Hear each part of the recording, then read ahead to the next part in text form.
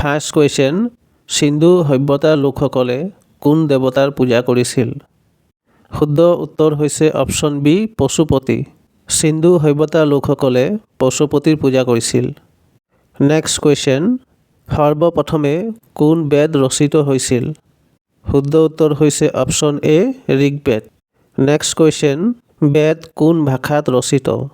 শুদ্ধ উত্তৰ হৈছে অপশ্যন চি সংস্কৃত। সংস্কৃত ভাষাত বেদ ৰচনা কৰা হৈছে। নেক্সট কুৱেশ্যন, পবিত্ৰ গায়ত্ৰী মন্ত্ৰ কোন বেদত আছে? শুদ্ধ উত্তৰ হৈছে অপশ্যন এ ঋগ্বেদ। ঋগ্বেদত পবিত্ৰ গায়ত্ৰী মন্ত্ৰ আছে। নেক্সট কুৱেশ্যন, ঋগ্বেদ অনুসৰি নদীৰ দেৱী কোন? শুদ্ধ উত্তৰ হৈছে অপশ্যন চি সৰস্বতী। ঋগ্বেদ অনুসৰি নদীৰ দেৱী হৈছে সৰস্বতী। নেক্সট কুৱেশ্যন, সত্যমেৱ জয়তে শব্দটো কোন উপনিষদৰ পৰা লোৱা হৈছে? শুদ্ধ উত্তৰ হৈছে অপশ্যন বি মুণ্ডক।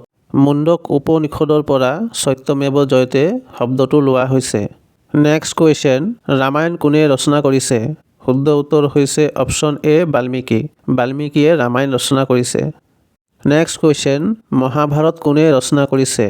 শুদ্ধ উত্তৰ হৈছে অপশ্যন ডি বেদব্যাস। বেদব্যাসে মহাভাৰত ৰচনা কৰিছে। নেক্সট কুৱেশ্যন, গায়ত্ৰী মন্ত্ৰ কোনে ৰচনা কৰিছিল? শুদ্ধ উত্তৰ হৈছে অপশ্যন বি বিশ্বামিত্ৰ। ঋষি বিশ্বামিত্ৰই গায়ত্ৰী মন্ত্ৰ ৰচনা কৰিছিল। নেক্সট কুৱেশ্যন, ন্যায় সূত্ৰৰ ৰচক কোন? শুদ্ধ উত্তৰ হৈছে option C Gautam. Next question, বৌদ্ধৰ জন্ম ক'ত হৈছিল?